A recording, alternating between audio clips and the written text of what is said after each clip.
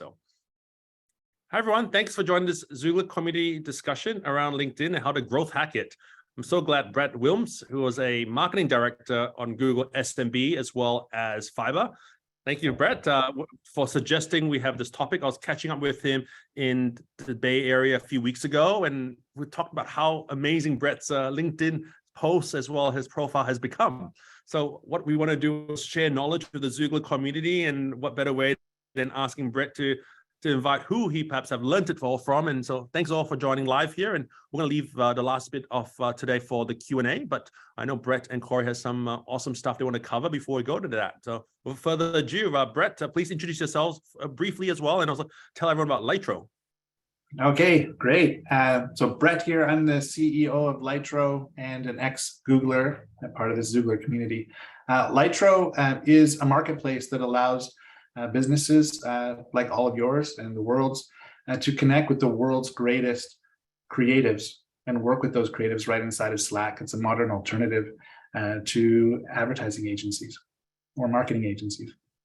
While I was at Google, I was leading small business marketing for Americas for, all the B2B products, Google Ads, YouTube for small business, Google Analytics. We renamed search and maps to Google My Business. I think at one point, I guess it was brand, customer acquisition, and retention for all of those, how customers move in between them. And I think at one point we were managing about 8 to 10% of Google's incremental profit. And digitally, we were doing that around the globe. And for customer acquisition, and especially in digital channels. And something really interesting happened as I left Google and my big corporate jobs. I started Lytro, and I kind of like to consider myself kind of like Billy the Kid for customer acquisition. Like, I really know what I'm doing. I'm fast and loose, and I can acquire customers all day long. Suddenly, somebody took away my gun, and I started this new startup, and I'm like, wow, I have to reimagine every single way that I've thought about customer acquisition, because now I have no budget instead of 9-figure budgets. And so one thing led to another, and I decided, you know what, the best way to spend my time and our company's incredibly small budget is on LinkedIn, because it has become so powerful over the last years. And I have a little mentor, named Dr. Elizabeth Lindsay, and I say little because at the time when we both started together, she had about 83 followers on LinkedIn. And then suddenly I saw her followers going like boom, boom, boom, like 83, 893, 8,000. And I'm like, oh my gosh, Elizabeth, what are you doing? And it turns out that she met this fellow and now dear friend, Cory Warfield, who's here with me today, in an audio event. And she introduced me to Cory, and Cory started teaching me how to fully grasp LinkedIn. I've more than doubled my followers in the last couple of months. I'm still missing the core secret that Cory will talk to you about. He'll tell you why mine isn't 60,000 right now. But Elizabeth, who's doing everything, she's up to 70,000 followers over just like a handful of months following what Cory's doing. And I'm so happy to bring Cory here to teach us about how to build community on LinkedIn. Cory. Thanks so much, Brett. Yeah, Elizabeth's amazing, as are you. And I'm kind of like you. I spent many years in a different type of corporate world. I was in hospitality, but finally I got sick of being a servant in the castle, and I started my first software company almost 10 years ago. And it was a grind. Ultimately, we raised about 800K, and we were able to scale to some national accounts. But it took me a few years to really scale this thing up. And it was when I finally figured out LinkedIn that I was able to scale pretty quickly and have conversations with some of the Fortune 50 leaders that I really wanted to, directly to them, and had them delegate me down to their decision makers, all by just figuring out LinkedIn. So now for these last few years, it's been my priority to teach people about LinkedIn. It's been a lot of fun. And so I went through all the Q&A. I think we'll probably hit on quite a bit of that over the course of the next half an hour or so. Chris, Brett, anyone feel free to jump in. And keep me on the rails, but at the end, I'll probably just go through and kind of rapid fire the Q&A out of the emails that I got as well. So Brett, do you want to kind of, do you want to moderate, or do you want me to just kind of start spewing some facts? I really think that you could just start at the top and start sharing about how to build community and walk everyone through it. I think if I moderate, you'll be able to touch on less. So maybe I'll listen and maybe add things if I feel like there's something important for you to say. Awesome. Well, I guess just as quick social proof, I'm getting pretty close to 500,000 followers on LinkedIn. I grow by a couple thousand quality followers every week. I broke 1 billion views on the platform, which has been really powerful. But I think, my clients have exceeded both my follower count and my views cumulatively. And it's this real dynamic shift where people use LinkedIn like every other social media. And I think the first thing to really impart is that LinkedIn absolutely is social media, but it's so different than the other social medias. And the big part that I figured out on LinkedIn that's so different is that no one is there to buy anything and no one is there to learn anything. And you guys all came from the big guy, right? If we want, anybody on this call wants to learn something, we're going to go to Google, or we'll go to YouTube, and everyone on the call knows that YouTube is Google, right? That's where we go to learn. LinkedIn even has their own company and their own app and their own everything called LinkedIn Learning. They're really trying to scale that, but that came out of them realizing that people weren't going to LinkedIn to learn. Everyone's on LinkedIn to sell something, right? They're there to sell themselves as a job provider. They're there to sell themselves as an employee. So they're there to actually buy a job, right, or get placed in a career, or they're there to sell whatever it might be, a widget, a course, an app, software development, creative talent on a marketplace. So nobody on LinkedIn is there to buy anything, but everyone there is there to sell something. And it becomes this really weird dynamic. So a lot of people are talking about their content. How can my content, effectively sell what it is that I'm there to sell? And the idea that I came up with is no one's really holding space for other people to talk about themselves or why they're on LinkedIn. So I started generating content that speaks with my audience, not at my audience, and started just honoring the fact that people aren't there to learn. People are there to sell. And so I started to hold space and ask people their opinions and bring people in with much more inclusive language, right? My verbiage shifted from I, me, or you, which is very linear and very divisive, to us, we, are. And just changing that language and holding that space where, rather than saying, hey, here's my 5 things I do every morning, like anybody really cares, and started to say like, hey, I just heard some people talking about this and I wonder what you guys think about it. And really just starting to hold that space. That's when I started to see my follower count and my posts start to do better and better. And so I realized it's less about the posts evangelizing, and it's less about the posts building community. There are ways that you can get people to stop scrolling in their news feed, and there are ways to get your posts to the top of the news feed. There are ways to get people to hit see more. But the real secret that I found is optimizing your profile, starting with your headline. And I'll give just an example. When I started doing my LinkedIn coaching, my growth coaching, I changed my headline to start with, I create LinkedIn influencers. And that was about me, because people want your headline to be about you, but they could really easily connect the dots on what that could do for their career. Or maybe not them, maybe it was their spouse, maybe it was their business partner, maybe it was somebody that they knew. And that headline, I was able to get that headline in front of tens of millions of people and let the right people come to my profile. From there, they were able to look at my banner. If that intrigued them, they scrolled down to my about section. I think a lot of people on LinkedIn are using the about wrong. This is someone coming up to you at a professional networking event asking about you. So no need to say it in third person, right? Tim did this when he was this. And no, you would never say that to somebody at a networking event, right? Hey, it's great to meet you. Do you want to hear a bit about what I'm up to, right? Give people that ability to lean in more if they care. And so using that headline to draw people in to say, wow, I want to know more about this person, getting them to your profile, having that profile optimized top to bottom. So the banner, which is your billboard, doesn't feel too salesy, but is a very, very clearly articulated what it is that you provide, why people should care. Let the right people from there scroll down. They'll look at your experience. They'll look at your recommendations. So there are ways to optimize every piece of that. So by the time the right person is done going through your profile, they want to do business with you. So I think I'll take a quick pause there, Brett, just to kind of get your feedback on that, and then I can dig deeper into kind of an optimized headline and an optimized profile. Okay, great. You know, one thing that really inspired me when you first were talking to me about how to optimize my profile was all about thinking about the profile as a homepage or landing page. And like my title is a headline. The description that comes after it is the body copy.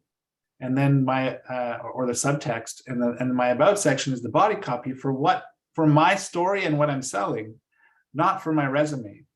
And so that just flipped everything on its head and made me understand, oh my gosh, of course, I need to hook everyone with my headline, which is that first title.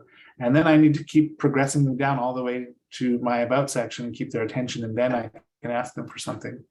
And that sparked a huge change in people not only connecting with me and following me, but the right people connecting with me and following me. So they were reaching out to me, and suddenly I was a magnet for the creatives that I wanted to recruit around the world. So some thoughts on exactly how to craft that title, I think is super important. Yeah, I appreciate that. So many people's headline is just their title, and it's right, senior director of marketing at some company, right? And that was your one opportunity to get people really excited. And I think, if you really think about the wow factor, the excitement of finding out that someone's a senior marketing director somewhere, it's not that exciting, right? And every time you post, you can get as many people that see your post to see your headline.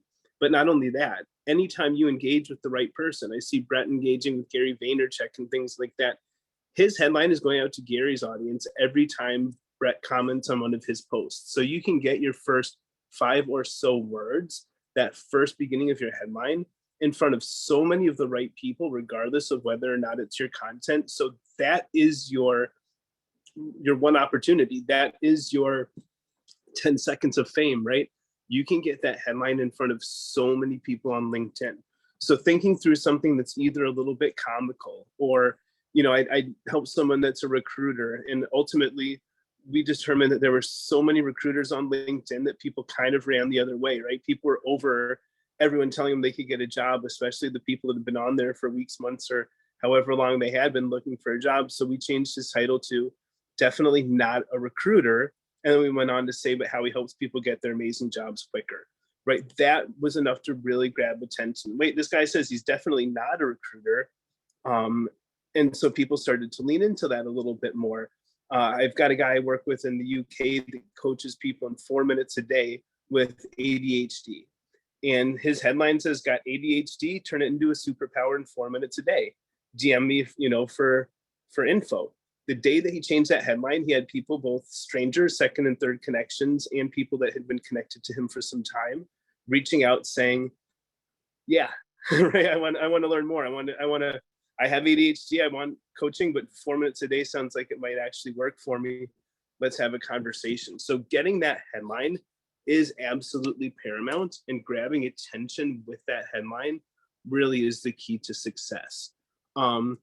Chris, do you have any questions about kind of a headline, or is there anybody on the call that wants to run a headline past me that we can try to workshop?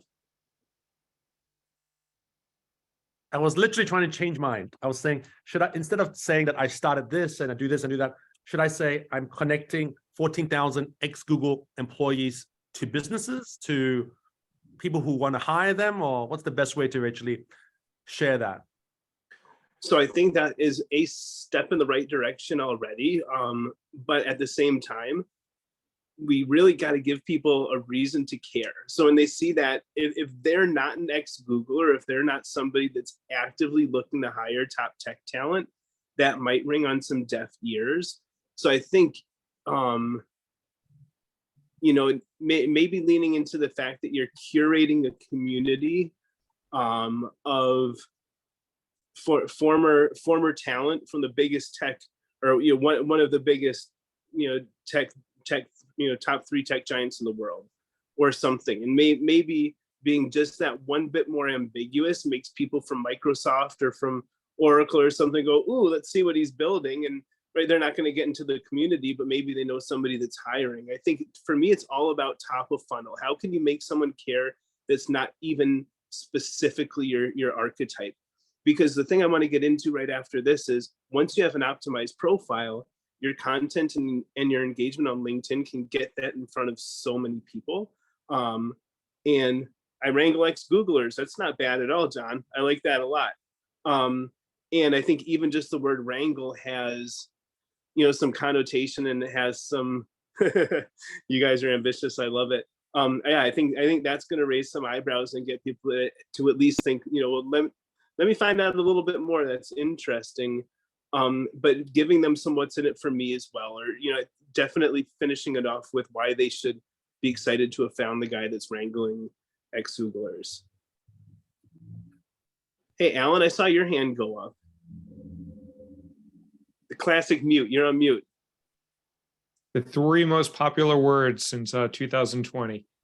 So just here, I know my headline's way too long, but I would love your perspective. I say, I help underrepresented, underestimated, and underpaid talent land high-paying jobs at the world's best tech companies. So that's way too long now that I'm at this session. But I help people get great jobs quickly with a lot more money.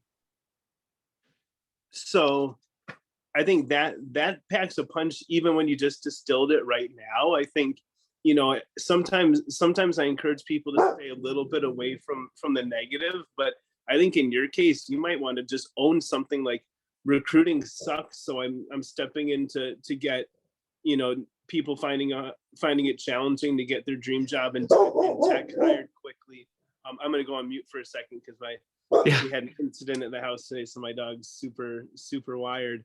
But I think just grabbing people and saying, basically flipping recruiting on its head, because I think there's so many tens of thousands, hundreds of thousands, probably even millions of recruiters on LinkedIn telling people, oh, I'll help you get a better job quicker and make more money, right? And you're kind of coming and saying, yeah, if you're in tech, I'll do that. And I think so many people, the people on this call, you guys are special. You guys already have changed the world and are continuing to do so. So making sure that you don't sound like everybody else that's just a technical recruiter on LinkedIn, right? You're really doing things differently. You have found a way to shortlist the right people for the right jobs, right? And so I think something along the lines of flipping it on its head, doing it way differently, is at least enough to get people that are somewhat sick of recruiting to say, oh, I want to find out more.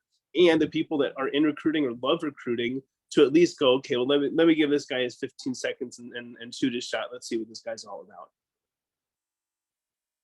Cory, could you talk a little bit about, well, if you want to go somewhere next, great. And I think everyone would really love to hear how the algorithm works and how to think about their posts. What do likes and comments do? How quickly do you need them after you launch your post? And what happens with the rest of the algorithm? Yeah, absolutely. So I think with LinkedIn, what I found is it's all about the law of reciprocity. So if you want people to endorse you for your skills, you go and you endorse some people that you've worked with for their skills. If you want some people to recommend you, then you go and you give some key people recommendations as well.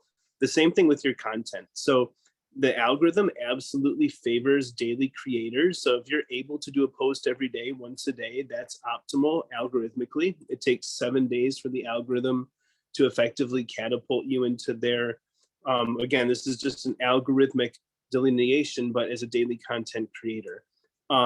Outside of that, engaging with the right people becomes equally as important. So I see so many people that post content every single day, and then they're engaging with the same 15 or 20 people every day. And typically they know all of these people, and these people have probably never done business with them, and vice versa.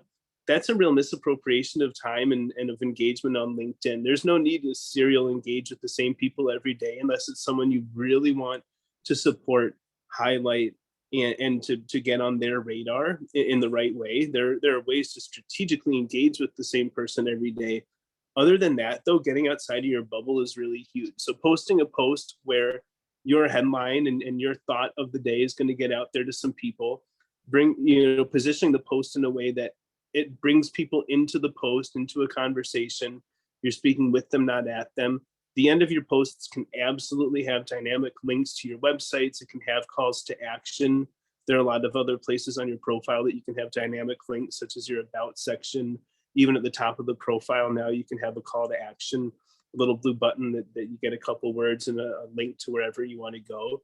So you can get people to know what it is that you need them to know, and to give them a call to action to check out what you're doing. But putting that kind of towards the end of a post, once you've already brought them into the conversation, and then engaging with the right people so they start to see your headline come to your profile, because as soon as they go to your profile, they'll see your recent activity and they'll see your posts. And if that resonates with them, then they'll start engaging with your stuff also. So really just showing up in a way that's so different than everybody else, being conversational, being supportive, engaging with people that you don't know in a way that they're going to see your headline. And then with the posts themselves, really just steering away from trying to teach people anything, Sounds like Alan's found that if you poke the bear sometimes on LinkedIn, you can wake the bear up. Vivian, it looks like you have your hand up, so I'll stop everything. Let's have you ask your question. Thanks, Cory. Very insightful sharing so far. I would like to understand how the search function affects the headline, because I understand the behavior of some of the target audience that we engage with are using LinkedIn as, when they work on LinkedIn, they will type in some terms like digital transformation, and then they'll look for the right people to engage with. And how does the headlines, how can we position the headlines to capture that search element? So that's a really good question. Your headline is less critical there than your content. So using the hashtags of the words that people might be searching for, even just talking about things. If you're talking about technical recruiting, and you're talking about technical recruiting in your posts, if someone uses the Microsoft search engine, which is now LinkedIn, since Bing really just didn't ever take off, if someone types in technical recruiter, then Alan's posts start to come up at the very top of that feed within LinkedIn, because they search for that word. Another big one, I know a lot of you guys have marketing backgrounds. This is a really interesting one. Every time you post on LinkedIn, the URL from your post is a msn.com link, right? It's linkedin.com/in/your name. So you have your name in a linkedin.com URL every time you post. And then the first 3 hashtags that you use in any post become part of that URL. So I have a client of mine, we're almost at 100,000 followers for her. She started using hashtag TED Speaker Coach. And she's a TED Speaker Coach. She's in North America. Using that hashtag in her content for 6 weeks got her on the front page of Google organically, and we got her up to the first organic search results on Google for TED Speaker Coach in North America. Absolutely free. She didn't pay for any keywords, nothing like that, just by using that and embedding that in her posts and having that link to linkedin.com and Microsoft as the domain with her name and with that hashtag. Did that answer your question? I want to move on to John, but I want to make sure I answer your question first. Yes, thank you very much, Cory. You're very welcome. John. Hey there, Cory. Thanks for this. My pleasure. So I wanted to ask how the goal that someone has on LinkedIn is going to affect the way these strategies are, because I don't know what everyone else is trying to do, but for me right now, I'm less trying to get clients or find a job, and more I am exploring a new industry and I'm trying to create connections and conversation within that. And so how can you tailor it? Does any of this change given differing goals on the site? So that's a great one. I would say no, but I'd make sure that your headline really represents what it is that you're doing right now, and then using LinkedIn as a search engine like we were just talking about, finding people that are already talking about that, having conversations, and just engaging with them. So if people are already posting about some of the stuff, you showing up, you engaging with their posts, your thoughtful comments with your headline next to it will start to have those conversations happening kind of in, you know, in the marketplace, right? People are going to see your comments on other people's posts. People are going to see conversations that you're in. They then see your headline. And you can use that as well as using your own posts to kind of bring people into those conversations. But I think it sounds like for your specific use case, just having those questions out in public on LinkedIn would probably be the way for you to build your community pretty strategically. I have something to add to that. Look at that, Cory. You've been teaching me well. So when you're thinking about breaking into a new community, one of the most helpful things that you can do for any content creator on LinkedIn is to leave thoughtful comments on their posts. And so every, especially professional LinkedIn creator will usually go read your post, like it, and respond if you make it thoughtful. And so then you're positioning yourself as a citizen of that conversation, and you're positioning yourself as having a connection with the author. So if you're sprinkling thoughtful comments on people's posts that you're wanting to explore, that's super helpful. You become part of a team, you become part of that group. Thank you. And it's also super important to find relevant influencers that have large followings whose posts go viral, that talk about stuff that you're similarly inclined to speak about, because you will be amazed. I have friends with 5-6 million followers on LinkedIn that still know who's commenting on their posts, who's leaving thoughtful posts. Getting on their radars opens you up to their entire network as well. So if you know, it might take you a couple times of commenting on somebody's post for them to respond back. But if it's a Gary V with 10 million followers or however many he has, he may never see your comment or engage. All of his 10 million followers might see your comments. And if your comment is, you know, thought-provoking, or, you know, like Alan, if it's poking the bear or whatever it might be, people are going to come and they're going to respond to that. And they see your name in your headline there, and you start to have a conversation. So really just getting that exposure into the right circles on LinkedIn is, first of all, really easy to do, much easier than on any of the other platforms, but also it's something that so few people are doing that it becomes a really important tool. And I think one thing to just dive into for a second is the algorithm itself. There are 3 rings of engagement, and this is effectively for when you post, and then Aki, I'll get to you in just a second. But when you post, the algorithm itself is actually scrutinizing your post.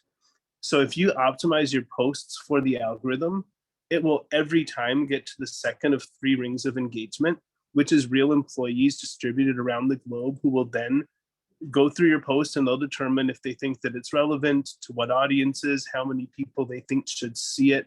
They'll put it out to a sample size of those people. That kicks it into the second ring of engagement. And if their assessment is correct, meaning if they show it to X amount of people in X industries and countries, and it does well, then it takes it into the third ring of engagement, where it shows it to 10 times, tens of times, even hundreds of times more of those same people. So that's kind of a way to think about it, is if you optimize your profile for the algorithm, again, being conversational, not being salesy. A big little hack is just switching up the lengths of your posts. It really likes things that aren't too stagnant, that aren't too redundant. They don't like people whose posts are always the same format. Those go stale really quickly. But working with the algorithm in that capacity can really get your posts doing much better. And that also goes for your comments as well. So Aki, did you have a question? Yeah, is that okay, Cory? Please. This is all excellent, by the way, and thanks a ton for it. Thanks.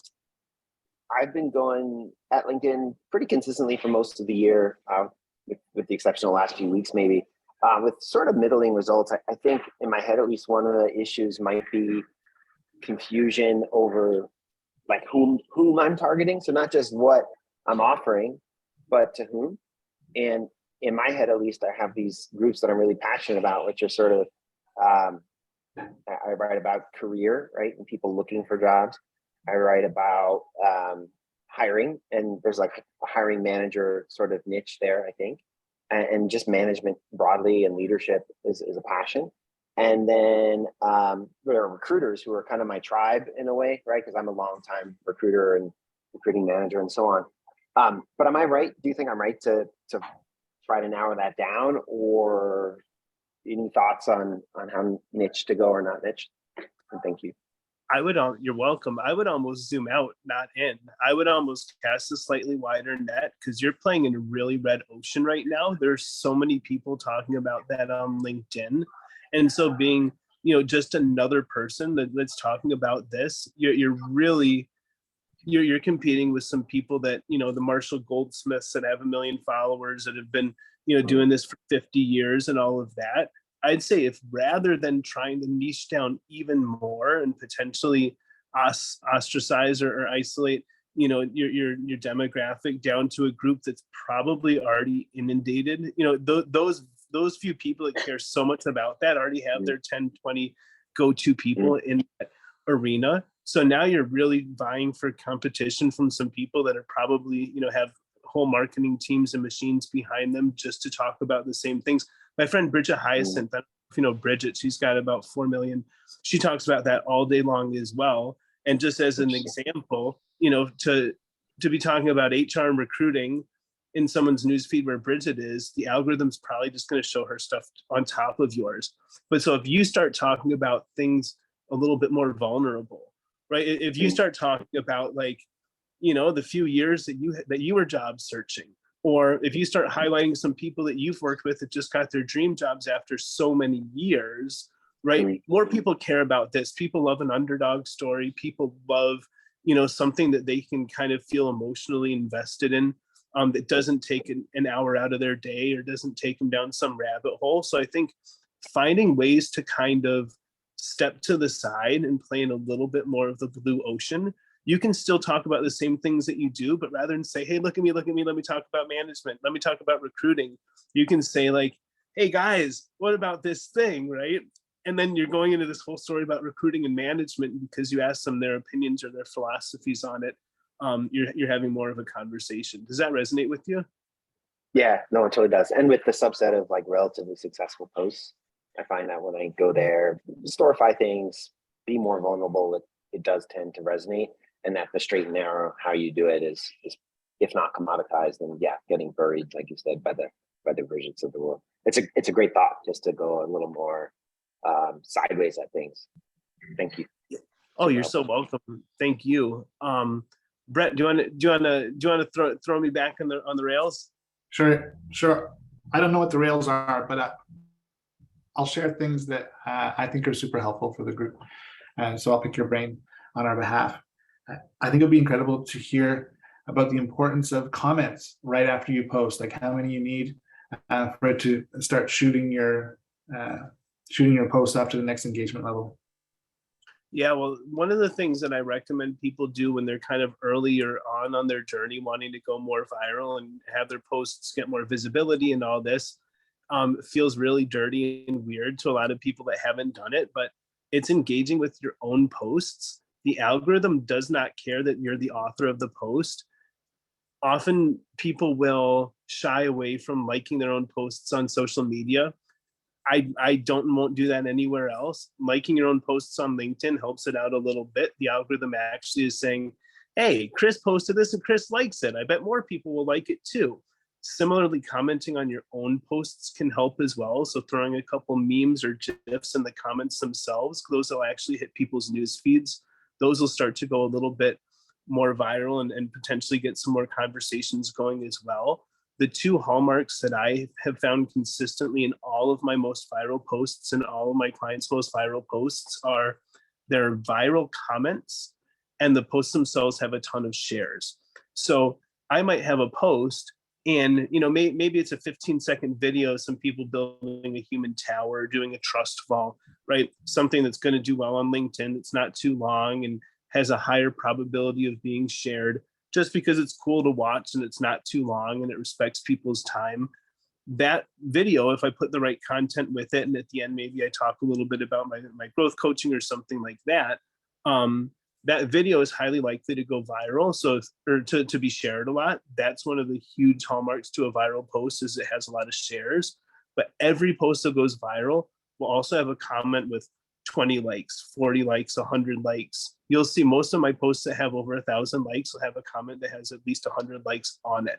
So sometimes that can be your own comment, right?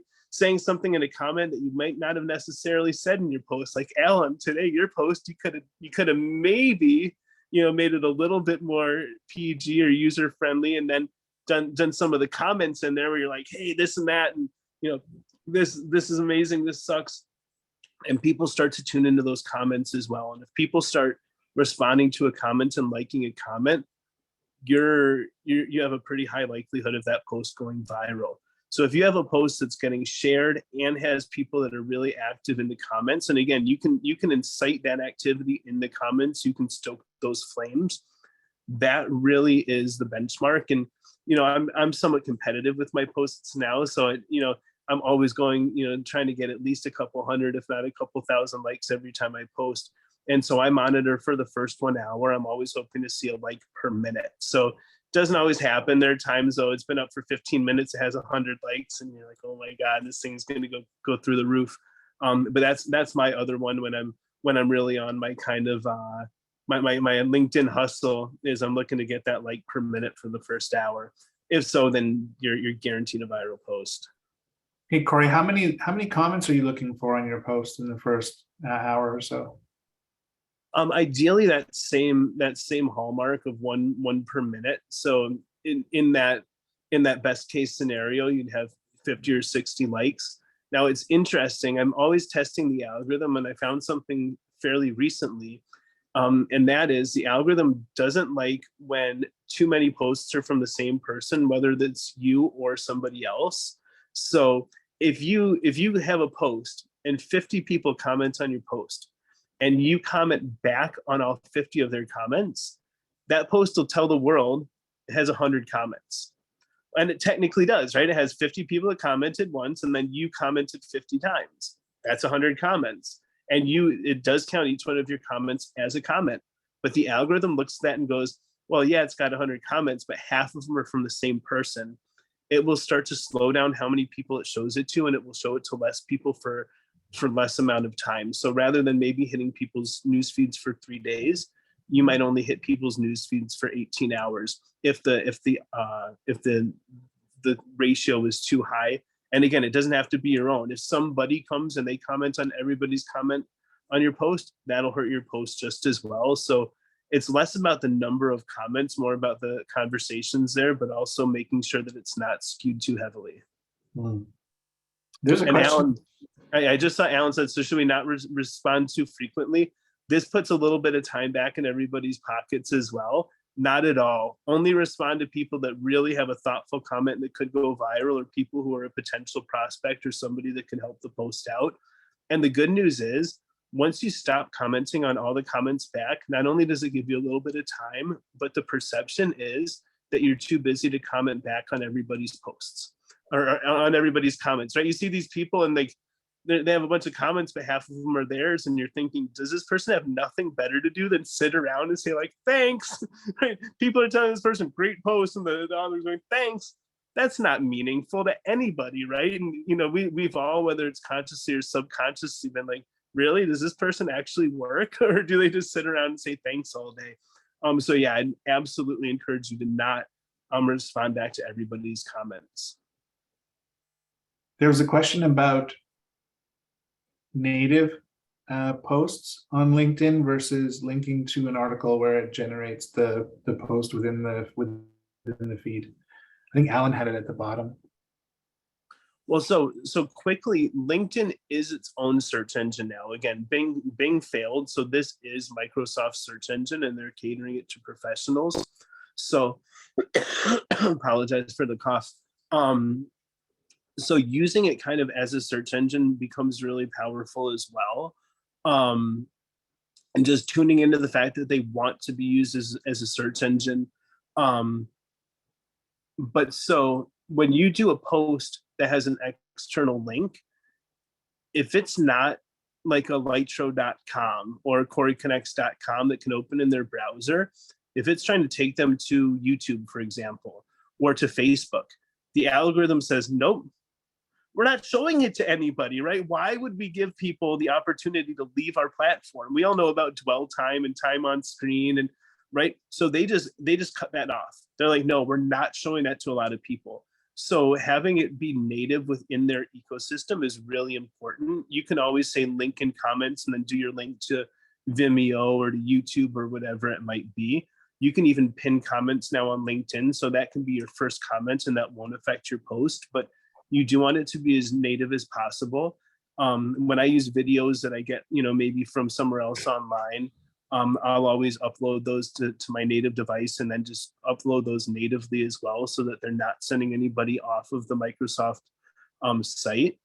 But as far as like the articles and the newsletters, articles don't go nearly as viral as posts do anymore. They did a few years ago. So one thing that I found is really powerful, and probably most of you on the call can benefit from this, is before you publish your article, you can actually turn it into a newsletter.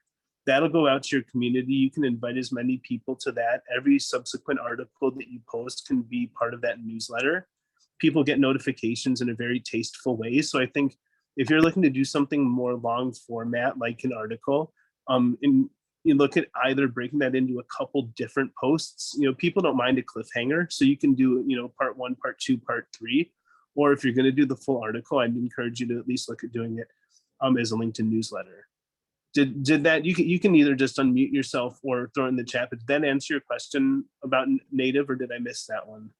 That was Sergey. Sergey? Yes, thank you. Yes. Awesome. It Well, answers. Thanks a lot. My pleasure. So let's see, I'm going to do a quick time check. We've got about 15 minutes. I did have a list of questions that I can go kind of through rapid fire, but is there anything I can do a quicker dive on quickly? I mean, I think from my perspective, I'll do maybe a 2-3 minute recap and then we'll take it wherever it goes. But the most important thing, let's switch. Let's have me slow my roll. Kanad, you have a question.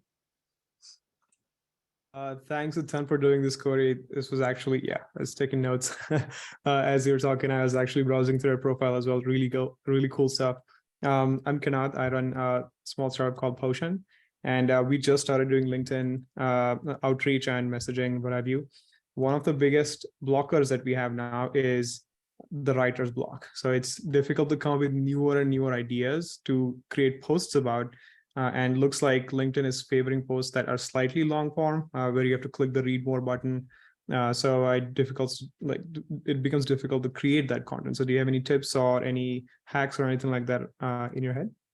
Absolutely. So you're trying way too hard to speak with your audience, or speak at your audience, not with your audience. You're trying to think, if I just had something a little bit more insightful to teach them, right? That's where the writer's block comes in. Just have some dialogue and some conversations. There's nothing wrong. And I say this for, kind of dramatic effect, but there's no reason you can't post something along the lines of, I'm really loving LinkedIn. I'd love to be more active, but I have no clue what to post here. People will come out of the woodworks and tell you, this is what I love to post, and I used to have a big problem. Yeah, ChatGPT is starting to, Sergey, that's a good one as well, that I've seen starting to come out. But I think just showing up authentically, you don't always have to have all the answers. You don't always have to have a different way to pitch the same thing.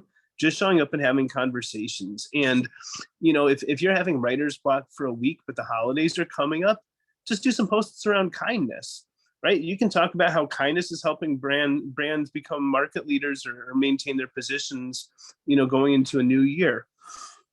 You can talk about how kindness is not a weakness, or how the bosses that, used to get away with yelling at their employees can't do that anymore. And that can be the whole post. LinkedIn really still likes the short form posts. It's just that the long form posts are able to bring more dialogue in. Guys, I'm going to have to go on mute for a second because I got a big cough coming up. I've been fighting something for a few weeks, but I'll be back in 10 seconds. I won't leave the camera, but I don't want to cough in your ears. But yeah, I'd say just really not overthinking it, and just showing up to have a conversation with your community and then engaging with other people Also, there's no reason you can't find people whose content you like and use that as kind of a, you know, way to jog your own writing a little bit, and just tune in on what it is you do or don't like about it. Are they telling a story? Are they asking you your opinion? And did you want to share that? But I think just, you know, I know it's not as easy as waving a magic wand and saying stop overthinking your content. But I think if you're coming up with that writer's block, maybe just take a hard pause and start at the top again. Fair enough. Thank you so much. That's my biggest block too. I need to move from like 2 to 3 posts a week to posting every day to get the kind of 10x that the Cory is able to bring. And, you know, my job right now is to just post things that I'm not as worried about. And like, I'm getting closer and closer. If you see some of my last posts, those didn't take that long to write, and drives me crazy. Sometimes they do way better than the ones that I was super thoughtful about. It took me like 2 hours to write something. I'm like, I'm going to share something amazing with the world. It's like, wah, wah. And then like I put like a puppy post and say, you know, look up, your friends are going to help you when times are down, and like 700 likes. And I'm just like, yeah, what? So you just have to experiment a lot. I've been finding as, you know, as a student to all this. And people love puppies. Jaquel. Yes, that was exactly what I was going to ask about, experimentation, right? Just as I said in the beginning, when you have a couple things that you can talk about, so perhaps opposite of writer's block, but you want to understand which one is going to hit, how would you suggest effectively trialing some of these different paths, again, domain, professional general, etc., without seeming like you're haphazard, right? But perhaps intentionally to measure. Well, I think a lot of times people get a little caught up on what other people are going to think, which is perfectly normal. But I think if you're worried about people that are going to criticize you for being all over the place, haters make us greater. That means those people are paying attention to you, right? They're watching your every move. They're reading your every post. And so that's good, not bad. I would say, you know, just don't be all over the place, because then you can't test what's working. But don't feel the need to fit yourself in a box for anybody else. If you post, I was the other day, I was in Brazil until yesterday, and I flew back to Chicago yesterday, but I had like zero minutes and 0 seconds, and I knew I needed to post on LinkedIn just to keep my name on the top of people's mind. And I had seen this little graphic a few times on on Instagram. It was a Peanuts graphic that basically just said you don't have to be, you know, perfect. All you have to do is show up and care, or whatever it is. And for some reason, I'd seen this a few times, and it really resonated with me. Nothing about my business, nothing about the, you know, anything at all, but it just a few times resonated with me. So I finally said, you know what, I'm just going to throw that up on LinkedIn, and I did, and it's got 1,000 likes right now. It's been shared 100 times. So sometimes people just need that little thing. I mean, that was talking about writer's block. I didn't do anything. I just put a picture up, but it resonated with me, and it turns out it resonated with my audience. And I have a lot of followers, but I don't always get 1,000 likes on my posts either. So that post still did well for me. And interestingly, and this I think is where I can bring things full circle, that post itself, there was no sales, there was no marketing, there was no strategy. I just put up a graphic because it had resonated with me for a few days and I was lazy. That post had 2 people reach out to me and go, wow, how did that get 1,000 likes? I went to your profile and see you're a viral growth coach with almost 500,000 followers. Can I hire you as my coach? So, you know, this was 2 days ago. I was on a plane, so we'll see if I end up coaching either of them. But if so, then that post will have made me quite a bit of money without, you know, again, sales, without marketing, without strategy. So I think just sometimes putting yourself out there, but in a way where you can test so you get replicable results. So don't be too scattered with it, because then you just won't know what does and doesn't work. The other thing about LinkedIn is it's really so algorithmic and so forecastable that once you find stuff that works, triple down. It's not a fluke, right? Whatever works, as long as you're able to test it, that's going to keep working for you. Keep doing that and add to it. Test iteratively so that you can see little things that, you know, may or may not move the needle, and just drill down on those. Jaquel, did that answer your question? Absolutely did. Thank you very much. You're very welcome. Awesome. Well, let's open it up, I guess, to the group for a few more questions in real time, and then I'll go to the emails that Chris put together with some of the other questions, and I can go through. Can I speak?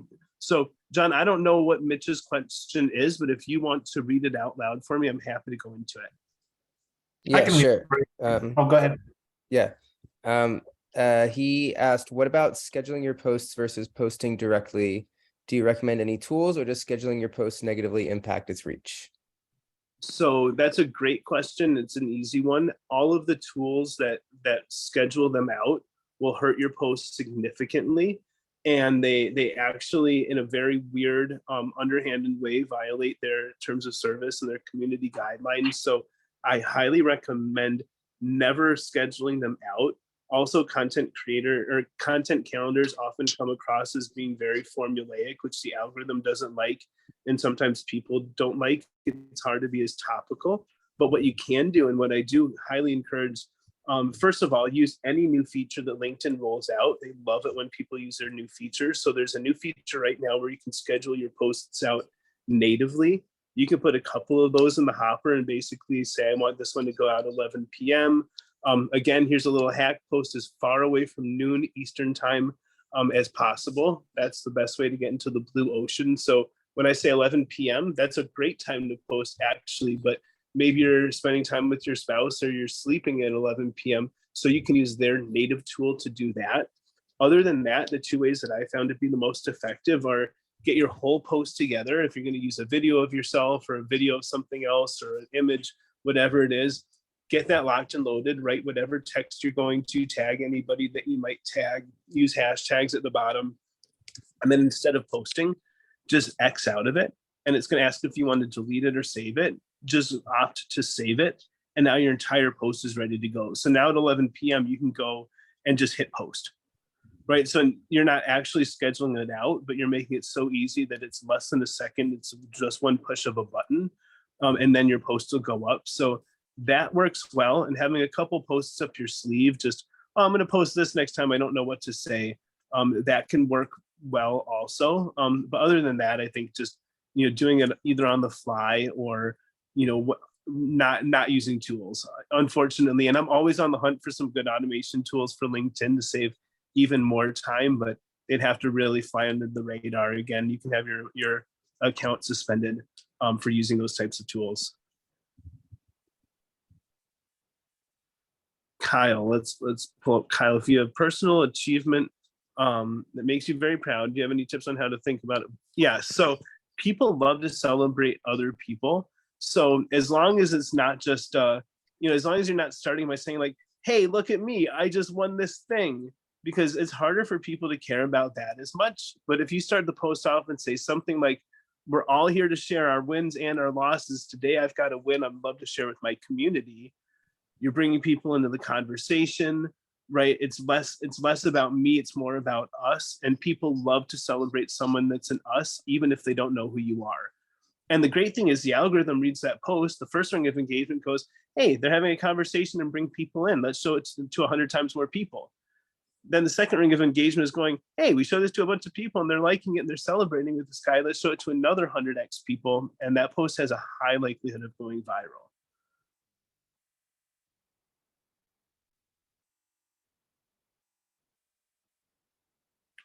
Well, you're very welcome, Kyle. Thank you. Does anybody have any other questions we want to hop into before I pull up the emails?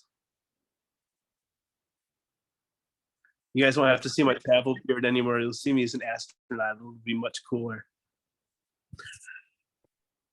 Let's see. Vivian wants to know if I've tried. Okay, so LinkedIn advertising. This is actually one of the things I'll go into when I pull up the email questions. They are so expensive. I mean, it's a different world than promoted posts on Insta or Twitter, Facebook.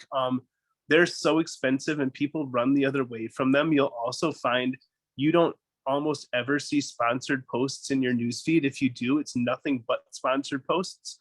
Usually people literally X out of the app and come back in so that they don't see those. Sponsored posts on LinkedIn, in my assessment, are a misappropriation of budget. All you need to do is optimize your profile and your content, and you'll get that same message and those same calls to action in front of just as many people in a way that they actually care to receive and digest that. on LinkedIn. So, I know some of you have budgets that you need to spend, and you have allocation of funds.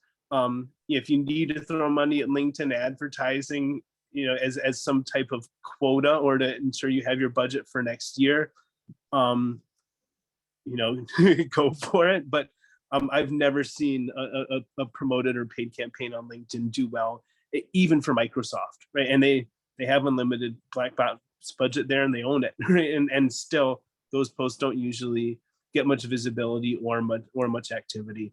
But you can blow up your own personal business pages by talking about it a lot on your profile, optimizing your profile, so people go, oh, I'm seeing Brett all the time. I see he's CEO of Lytro. Let me check out Lytro, right? And then they just click the button and go to that business page. Did that? Yeah, I'm sure that might not have been the answer you're looking for, but did that at least get to the bottom of how I look at it? You're so welcome. Brett, is there one final question we should make sure Cory answers before we let him go over his precious time? Well, there's always one best closing question, and it's always this one. Cory, for everyone here, based on what you've answered already and the feel you get from us, if you could only share one parting gift of advice with us, what would that be? Engage us with meaningful second and third connections. Get outside of your bubble. Find the right people that are active on LinkedIn that don't already know who you are, and get yourself in front of them. Awesome, thank you. And I'll share one, and this is the one that Cory beats me up about every day. You have to post every day if you want to go 10x. You can do great. I'm doing incredible. I've doubled my followers, more than doubled my followers in the last little while. It's feeling great, and that's why Chris invited us to this thing. Like, Brett, how are you doing all this? If I was posting every day in the same amount of time, Cory guarantees that I would have about 60,000, and my mentor Elizabeth has almost 70,000 right now, using exactly the same techniques. She just posts every day. So like Kanad, you and me, we've got to figure out how to post every day and get past our writer's block, and then we can go and blast ourselves into celebrity influencer status. Yes, thank you, Chris. And Alan, to answer your question in the chat, yes, every single day, including the weekends. And so finally, my final question for you, Cory, is how can the community help you? It does sound that Brett was lucky enough to have you as a coach. I know you're super busy, can't take all of us who are Xooglers, but how else can we work with you, and how can we be helpful to you in your work? Oh, thank you so much. I'm big into the metaverse right now. You're welcome, Alan, and everyone. I see all the thanks in the chats.